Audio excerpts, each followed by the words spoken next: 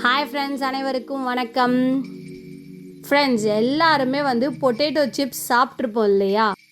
But யாராவது பொட்டேட்டோவோட தோல் எடுத்து சிப்ஸ் செஞ்சுருப்பீங்களா? ஏன்னா எப்போவுமே பொட்டேட்டோ தோல் சீவி நம்ம குப்பையில் போட்டுருவோம்.